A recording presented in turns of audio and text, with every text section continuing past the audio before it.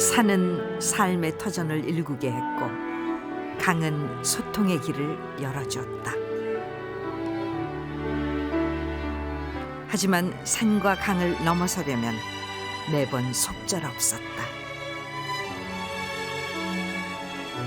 탄광의 검은 번영도 지금은 추웠군. 항상 거기 있는 건 버티어선 산과 흐르는 강이다.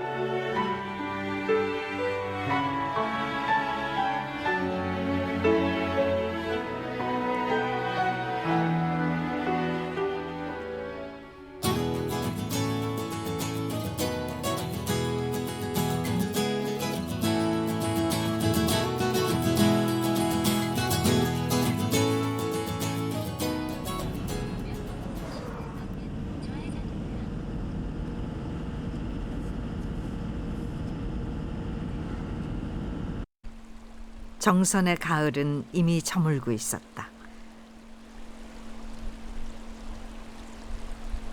그러나 늦가을의 풍치가 깊은 속맛을 자아낸다. 구름도 쉬어간다는 모른데 층층이 암석을 깎아 세운 듯한 절벽 위에는 고목 하나가 외로이 서 있다.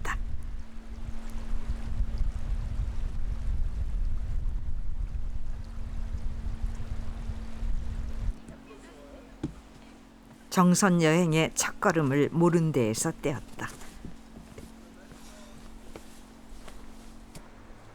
절벽 정상에 올라보니 천상의 선인들이 놀고 갔다는 전설이 그럴싸하다.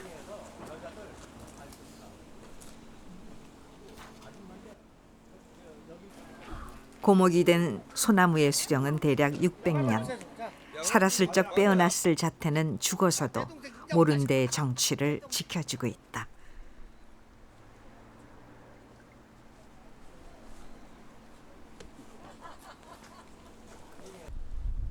정선 하늘의 넓이는 15평이라는 말이 있다.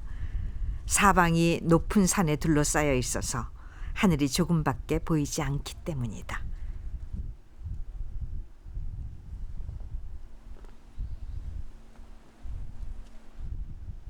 그나마 길을 만들고 밭을 일구느라 산비탈을 깎아내는 바람에 3평가량이 는 것이라고 한다.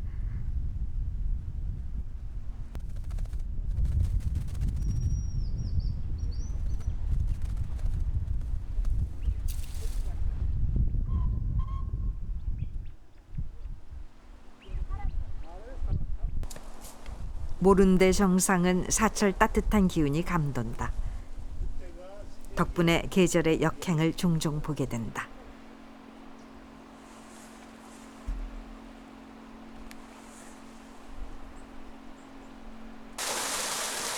모른데 인근에 화암 약수를 찾았다. 모른데와 더불어 화암 8경 중 하나인 곳이다.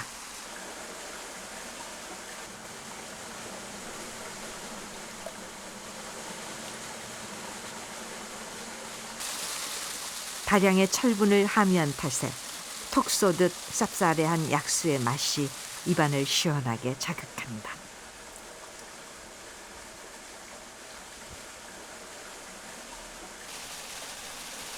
계곡이 깊을수록 물은 맑은 법이다.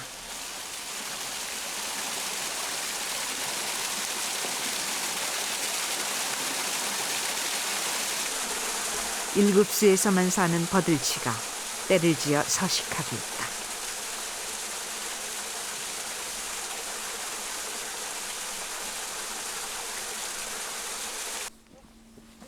매년 가을이면 정선의 민둥산은 화려한 변신을 시도한다.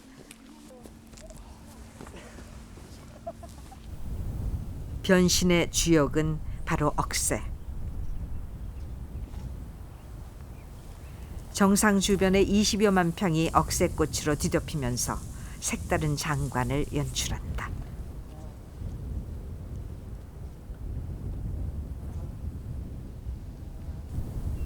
이렇게 억새가 많은 것은 예전에 산나물이 많이 나라고 매년 불을 질렀기 때문이라고 한다.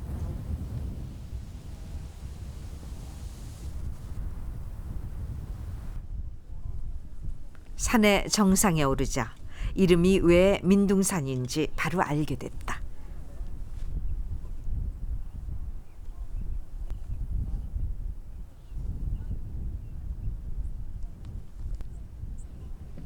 강원도의 산은 직선으로 힘있게 내달리는 모습이 특징이다. 그러나 민둥산은 마치 남도의 산처럼 포근히 안기는 느린 곡선이 능선을 감싼다.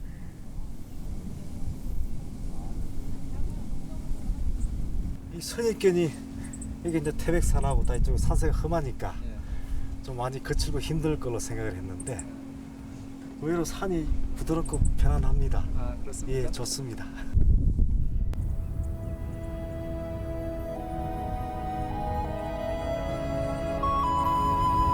다소 왜소해진 억새는 가을이 끝나가고 있음을 알리고 있다. 하지만 내년이면 다시금 풍성한 잔치를 벌일 것이다.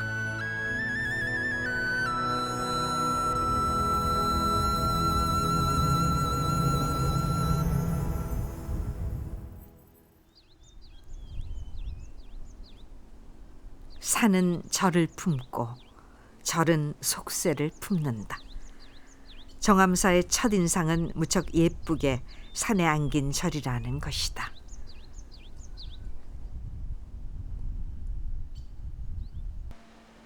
대부분의 산사는 계곡 속의 분지에 혹이 있게 자리 잡는다.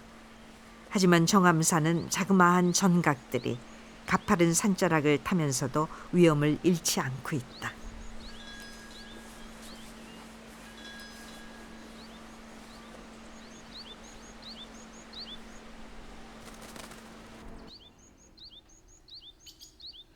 정암사는 5대 정멸보궁 중 하나다.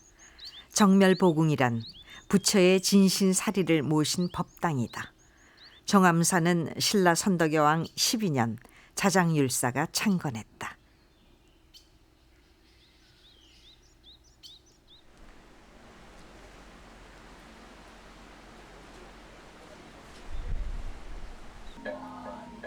자장율사는 왕의 부름을 받는다.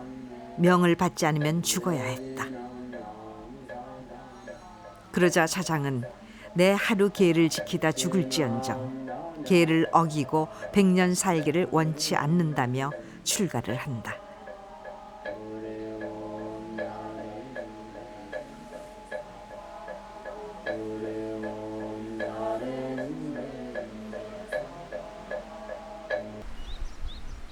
정멸궁 옆에는 주목 한 그루가 있다. 자장율사가 짚고 다니던 지팡이를 꽂아놓은 것이라고 전해진다.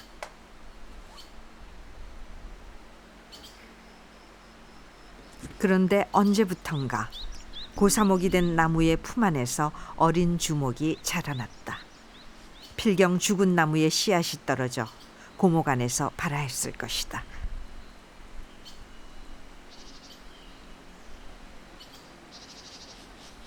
고목에 다시 잎이 피면 자장율사가 환생한다고 했는데 과연 자장은 어디 있을까?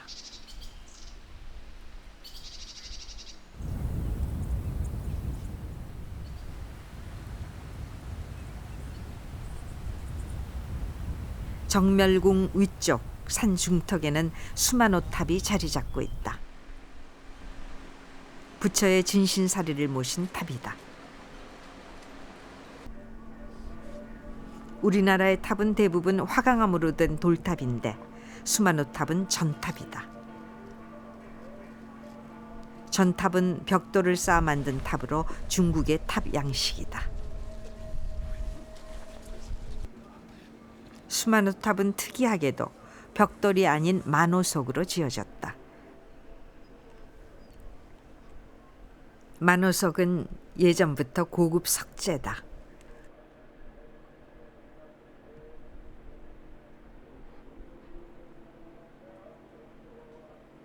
말씀에 의하면은 사장 스님께서 중국에서 들어오실 때 서해 영왕이 대사의 도덕을 근무해서 용궁으로 모셔다가 공양을 올리고 그 법을 묻고 또 신통력으로 저 물속에서 나는 만호석을 신동역으로 울진 앞바다까지 날아다 드렸다는 그런 그 말씀이 전해 내려옵니다. 그래서 물루연에서 들어온 탑이라 해서 앞에다 물숫자를 써서 수만호 탑 그럽니다.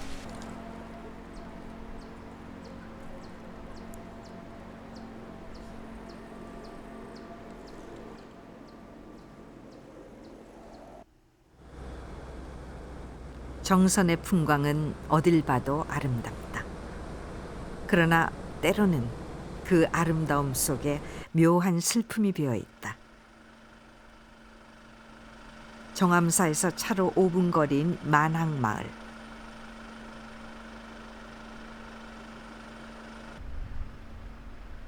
원색의 화사한 거리에서 시선을 안쪽으로 돌리면 만항마을의 진짜 모습을 발견한다.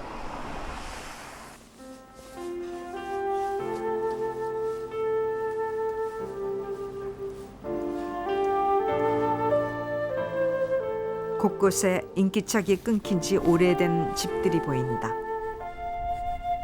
만항마을이 속한 고한읍은 대표적인 탄광촌이었다.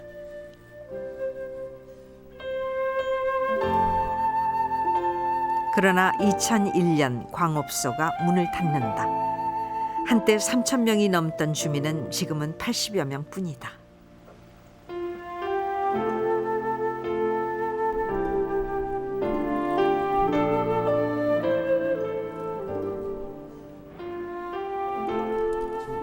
이 집 같은 경우에도 옛날에 삼척단자 사택이었는데 이 집만 해도 4가구였어요. 한번 다니시다 보시면 아시겠지만 지금 이런 밭자리가 옛날엔 다 사람들이 살고 있는 터였어요. 그리고 지금 시내에 보면은 고시촌 같은 쪽방 있지 않습니까? 그 정도로 한 가구에 3집, 4가구씩 이 정도로. 한 집에 예. 4가구, 4가구. 예. 그래서 초등학생들이 한 800여 명 됐으니까 저희 학교 다닐 때. 이 만항마을. 예. 이제는 뭐 다들 그분들이 어디 가 계시는지 진짜 조금 씁쓸하죠.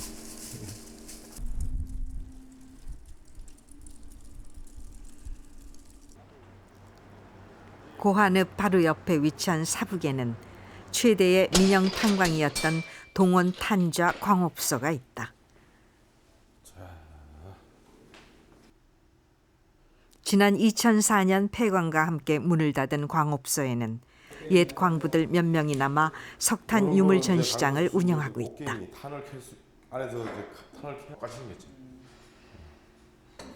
거의 비슷하게 생겼습니다. 그런 거고.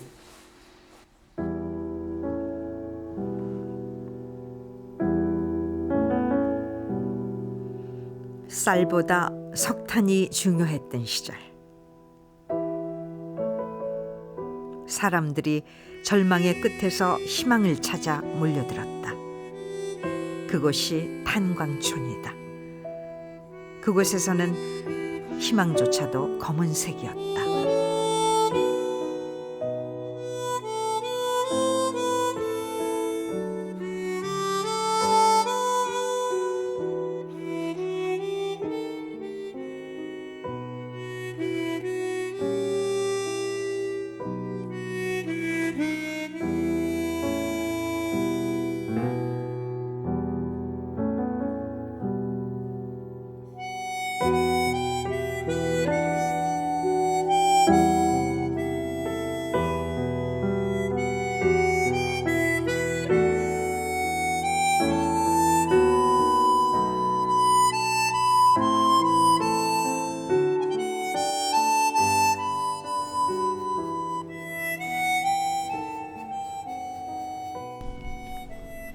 동원 탄좌 사북광업소 바로 위 백운산 자락에는 멀리 영월까지 이어지는 산간도로가 뚫려 있다.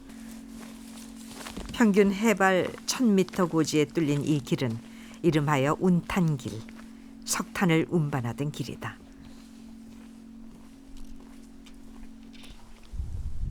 최근 이 길 중 일부 구간을 트레킹 코스로 개발했다.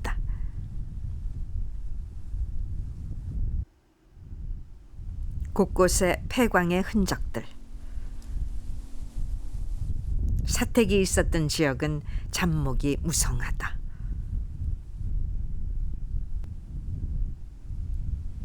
프랑스의 한 사회학자는 세상의 모든 길은 땅바닥에 새겨진 기억이라고 했다.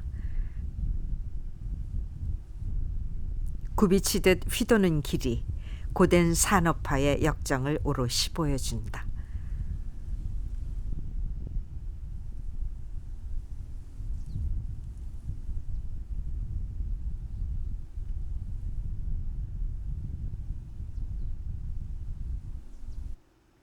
고한읍 쪽으로 운탄길을 넘다 보면 도롱이 연못이라는 예쁜 습지가 눈에 띈다. 폐갱도 일부가 무너지면서 그곳에 물이 차 생긴 습지다. 도롱뇽이 살고 있어서 도롱이 연못이라 불린다.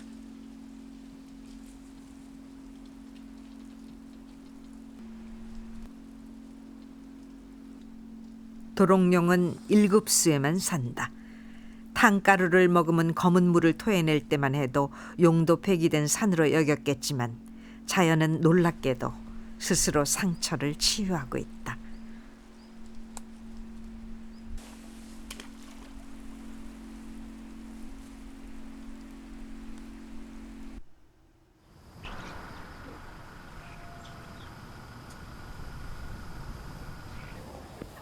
정선에는 대형마트가 없다. 대신 5일마다 전국 최대 규모의 민속장이 선다. 전국 생산량의 70%를 차지하는 황기를 비롯해 각종 산나물과 약초가 장터를 가득 채운다.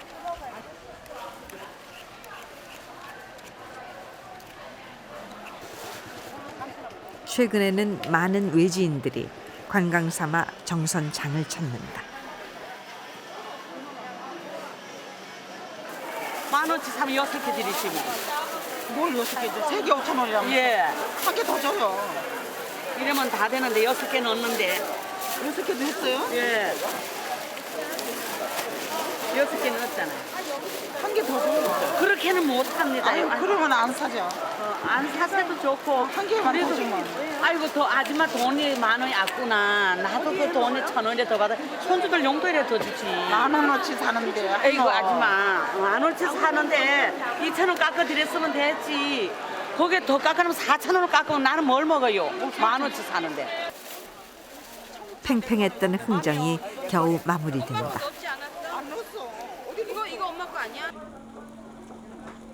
메밀전병은 정선장터의 대표적 먹을거리다. 메밀가루를 묽게 반죽해서 무, 배추, 고기 등을 소로 넣고 말아 익힌다.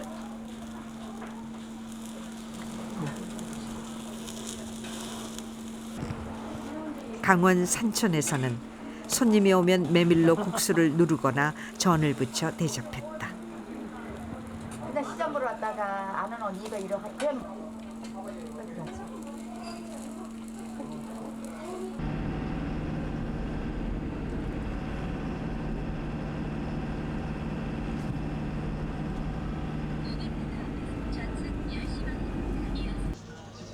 구비구비, 9구비로 지형이 생겼다는 의미에서 지어진 구절리.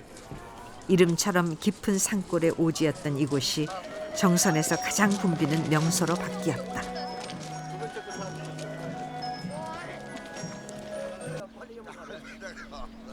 운행되지 않는 철로를 이용해 만든 4바퀴 자전거, 레일바이크를 타기 위해서다.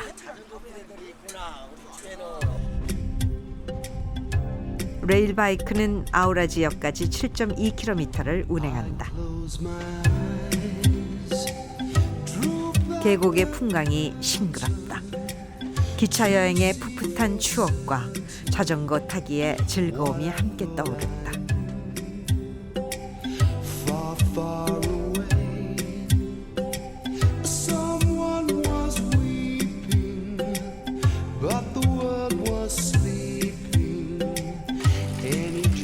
역사의 유물로 사라졌던 오지의 철길이 화려하게 부활했다.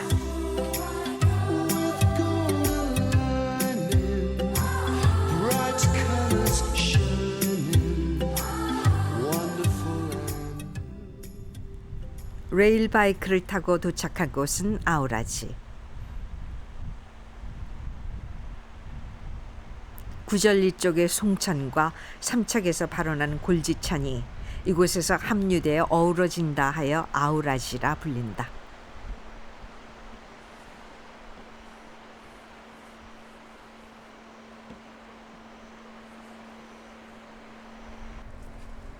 줄배는 아우라지강 양편 마을을 잇는 교통수단이었다. 그러나 지금은 강 아래 다리가 생기면서 관광객들을 가끔씩 건네줄 뿐이다.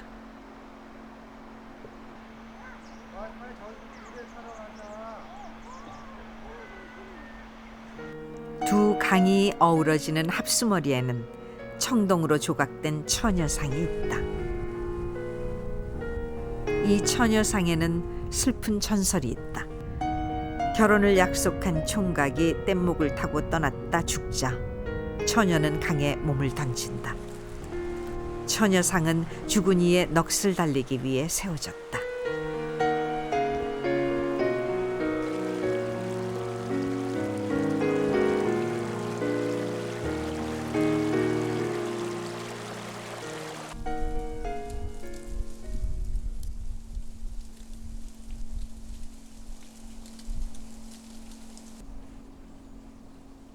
정암사가 산에 포근하게 안긴 절이라면 옥갑산은 산 중턱에 절묘하게 얹혀있는 절이다.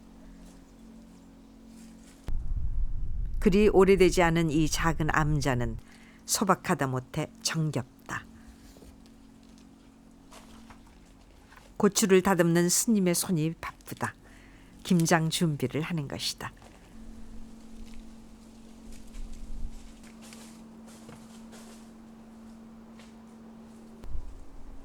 멀리 굽이치는 아우라지가 한눈에 들어온다. 절은 소박할지언정 전망은 호사스럽다.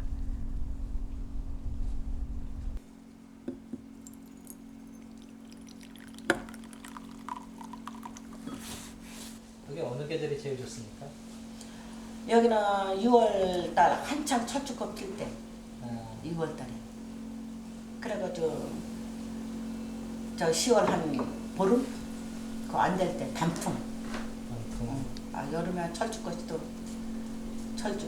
뭐 꽃이 많이 피더라고요 여기가. 그래서 아주 좋더라고요.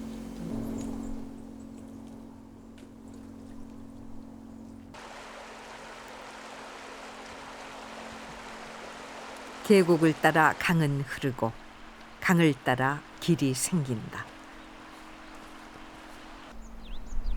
열양에서 출발한 아우라지는 정선읍 가수리에서 동대천과 합쳐지면서 동강이 된다. 정선은 산과 강이 허락한 만큼만 살아가는 곳이다. 산이 아버지라면 강은 어머니 같은 존재다.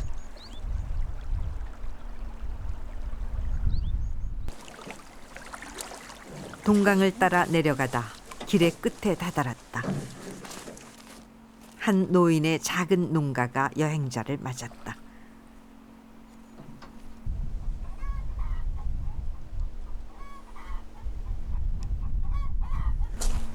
정선을 가리켜 울며 왔다 울며 가는 고장이라고 한다.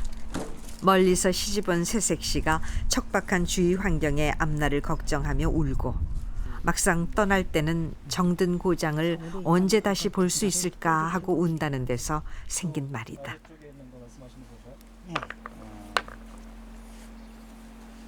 아이고 못 살이 서울 가서는 못 살이.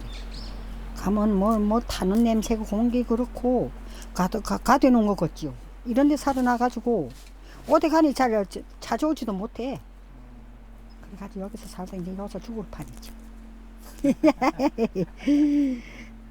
그래서 손님들이 오면 그렇게 반갑지. 21살에 시집온 새색시는 이제 칠순 노파가 되었다.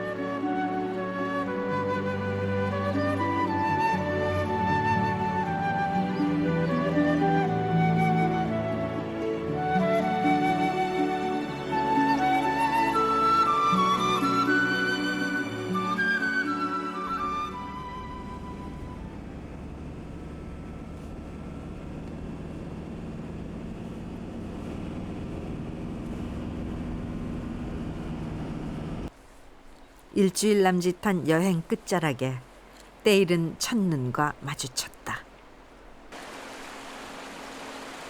제법 두툼하게 쌓인 눈이 조숙한 겨울 비경을 선보인다. 뭔가 횡재한 기분이다.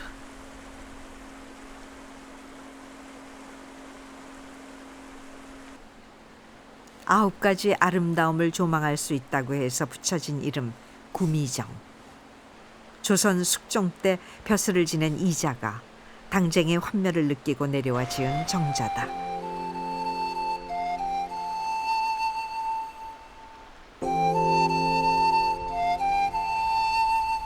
불과 하루 전만 해도 저 산과 강은 가을의 경치를 품고 있었을 것이다.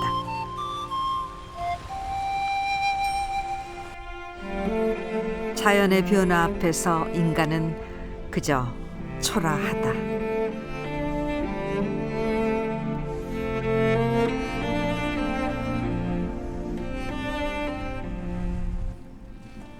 정자에서 차로 10분 거리에 꽤 관록이 느껴지는 고택이 있다. 구미정의 주인 이자가 거처하던 집이다. 대문을 등지고 봤을 때 오른쪽에 안채, 왼쪽에 별채인 수고당이 있다. 수고당은 외로움을 지키는 집이라는 뜻으로 정쟁에 지친 집주인의 속내를 엿볼 수 있다.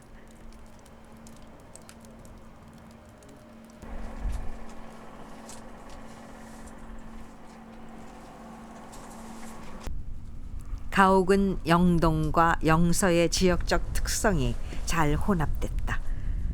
경사진 대지를 제대로 활용해 전망이 좋다.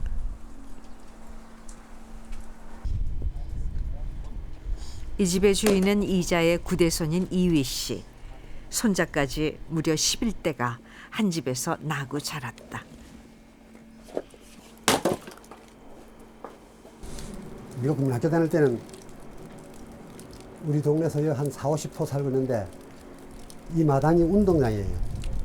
그럼 여기서 한 20명이 날마다 그냥 뛰놀고 뭐 공치기 하고. 이위 씨의 자손들도 계속 집과 얽힌 추억을 만들어낼까? 집은 사람이 살아야 생명력을 유지한다.